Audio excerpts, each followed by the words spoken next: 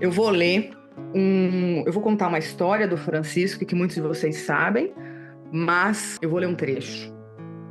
E a gente vai energizar para falar do nosso caminho, o caminho individual, o caminho das nossas almas encarnadas juntas nesse momento, e principalmente das nossas almas com as entidades e a falange espiritual. Então, o que acontece? A história de São Francisco de Assis eu conheço bem. Li muito, vivi em Assis, sou franciscana. E determinada fase da fase de Francisco de Assis, ou Francisco Bernardone, ele teve o chamado e ele, depois de doar todos os tecidos do pai para os pobres e realmente ter um chamado muito, muito forte, e não seguir o que o pai queria, que o pai queria que ele fosse militar, ou que fosse um homem de muito sucesso, que ficasse com os negócios. Francisco Bernardone foi contra a vontade do seu pai carnal. Do seu pai carnal, porque ele acreditava que o chamado do Pai Eterno era maior. E aí, nessa época, se decidiam as coisas de famílias graves na igreja. Então, chamava-se o bispo para resolver isso. E na Piazza del Vescovado, tá? Uma praça que tem até hoje em Assis, foi chamado em praça pública Francisco. Seu pai, o bispo, alguns padres ali do clero. E aí, como eles eram muito ricos, juntou muita gente. E aí, foi nesse dia que São Francisco de Assis hoje, mas naquela época Francisco Bernardone, falou assim para o pai, porque o pai reclamava que ele gastava o dinheiro dele para dar para os pobres. Né? Ele falou assim, eu não preciso do seu dinheiro mais, eu não preciso de mais nada de você. E nesse momento, ele tira todas as roupas que ele tem e fica pelado em praça pública, na Piazza del Vescovado. Foi um escândalo para a época, era 1200, e ali um do clero o cobre com um tecido e ele rompe com o pai carnal para seguir o que o Pai Eterno dizia em seu coração. Só que depois que aconteceu essa cena, o jardineiro da igreja ali da Piazza del Vescovado deu umas roupas para ele se vestir, porque estava um inverno muito forte. E aí ele pegou, pôs as roupas e saiu. Só que ele não tinha mais para onde ir. Ele não tinha mais casa, ele tinha fechado todo um processo ciclo com sua família carnal. E ele começou a andar sem saber por quê. Para onde ir. E estava muito frio. E aí tem essa passagem no livro, né? Que ele, ao deixar a Catedral de Assis, ele não sabia que rumo tomar. A única certeza era que ele jamais regressaria para a casa paterna, o que causaria a ele certa insegurança, porque ele não podia mais contar com os cuidados da mãe e nem na proteção de um lar. Ele estava totalmente nas mãos de Deus, a quem ele confiou a sua vida. Mas, logo em seguida que ele saiu em direção, eu até sei lá em Assis mais ou menos onde ele foi, porque indo em direção de São Damião, ali uma área do verde que eu desço, principalmente a pé, num vale de oliveiras, ele encontrou um bando de ladrões e de bandoleiros. Aqueles bandos que naquela época de arruaceiros. E eles pararam ele, que estava com roupa de jardineiro, toda esfarrapada assim, falou, mas quem é você? O que você está fazendo aqui? E aí ele falou assim, eu sou um arauto, eu sou um enviado do Senhor. Um arauto, aqui está falando, é um mensageiro, né, do Senhor. E aí eles falaram assim, como que você com essas vestes se digna a dizer que você é um mensageiro do Senhor? Bateram em Francisco, jogaram ele no chão, Francisco era baixo, né? Jogaram ele no chão na neve, chutaram São Francisco de Assis e foram embora, porque ele também não tinha nenhum dinheiro que eles poderiam roubar. Então isso aconteceu de verdade, né? Logo depois que ele essa história de que ficou pelado em praça pública e que cortou toda a relação com a família.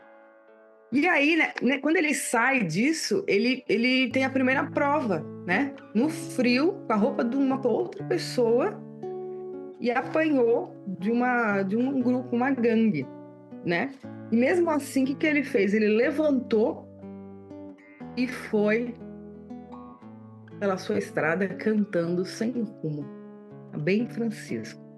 Só que uma das coisas que o livro fala, e eu quero falar bem isso aqui para vocês, que é exatamente o que vocês passam. Quando vocês às vezes tomam uma decisão muito importante na sua vida, você está toda empolgada, você está toda empolgada, mas logo em seguida vem um desafio, uma controvérsia, alguma coisa muito difícil para se enfrentar, para fazer você desistir. Porque Francisco, naquela hora, ele poderia ter voltado para casa e falado: pai, desculpa.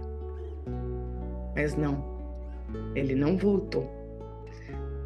E aí eu queria falar o que significa isso que a gente passa na nossa vida e o que vocês tiveram na sua vida, no seu caminho, que também foi assim. E quando acontecer de novo, para vocês terem essa passagem na cabeça de vocês. Todos nós somos peregrinos na estrada da vida. E não raro, em busca da nossa realização, quase sempre não temos a ideia bem clara de como chegar ao nosso alvo. Francisco queria servir a Deus por intermédio da sua relação com o próximo. Ele sabia qual era a sua missão. Mas o que fazer para realizar essa vocação? Ele descobriu a resposta no caminho. Isto é, se colocou em ação, em movimento. Quase ninguém tem respostas antecipadas. Elas surgem quando nós nos colocamos no caminho. E isso foi uma constante na vida de São Francisco. Ao longo do caminho, nós encontraremos pedras, obstáculos, desvios, perigos. Como aquele que Francisco encontrou logo após que ele deixou a Catedral de Assis. Mas a resposta de São Francisco de Assis foi bem outra. Era preciso retomar o seu caminho. Era preciso realizar o seu sentido de vida. Francisco tinha muito claro que a vida esperava algo dele. Ele reconstruiria a igreja da fraternidade entre os homens. A pessoa que se dá conta dessa responsabilidade em relação à sua obra, que por ela espera, ou perante o ente que ama e espera, essa pessoa jamais vai conseguir jogar sua vida fora. Porque ela sabe o porquê da sua existência. E é por isso que também conseguirá suportar quase tudo o que vier pela frente. Então, isso é uma coisa muito importante, gente. Muitos chegam para mim e falam: Carol, eu não sei a minha missão. Eu não sei o meu propósito de vida. E a Essential Way trabalha exatamente isso. Para você se autoconhecer, para você descobrir o seu caminho, para você entender quem você é e principalmente para você se aceitar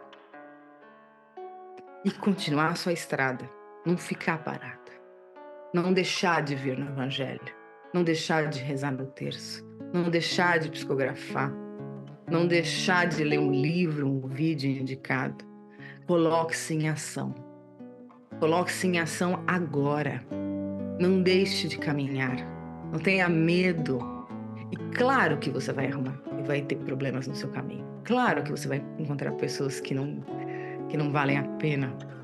Claro que você vai, às vezes, olhar para cima e falar assim: tá difícil. Mas a partir do momento que você sabe quem você é, por que você está fazendo essa caminhada, como você pode melhorar a qualidade de vida do seu caminho, a partir desse momento, tudo que vier, bate e você segue. É o famoso: vão vir muitos até você. E essas pessoas, se estiverem equivocadas segundo a lei de Deus, segundo as leis morais, vão cair do seu lado direito, do seu lado esquerdo, na sua frente ou atrás de você. Mas você vai seguir adiante. vai seguir adiante, que você continua em movimento.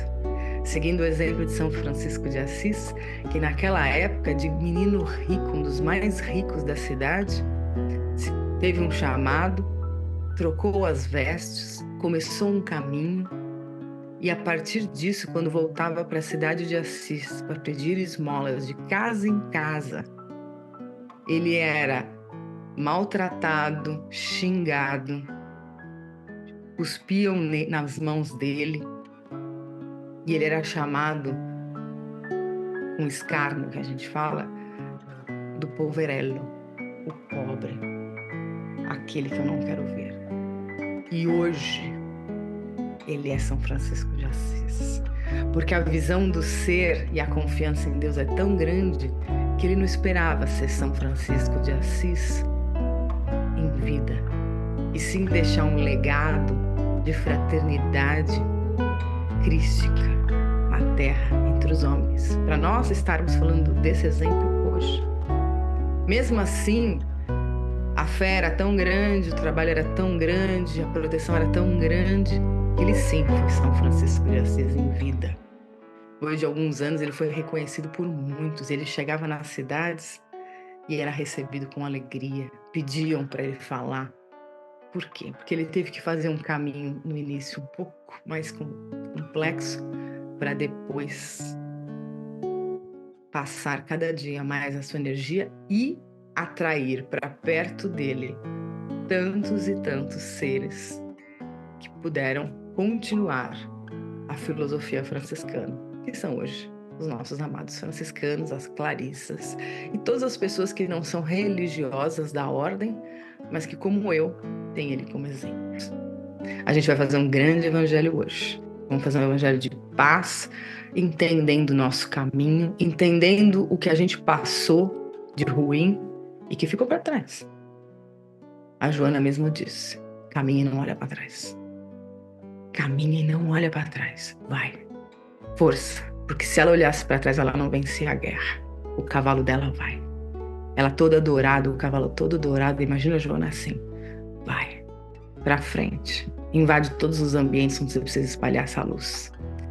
Faz com que o teu caminho seja um caminho que você se orgulhe e que quando você terminar, você possa agradecer e entender que valeu a pena tudo, porque você evoluiu através do modo como você caminhou.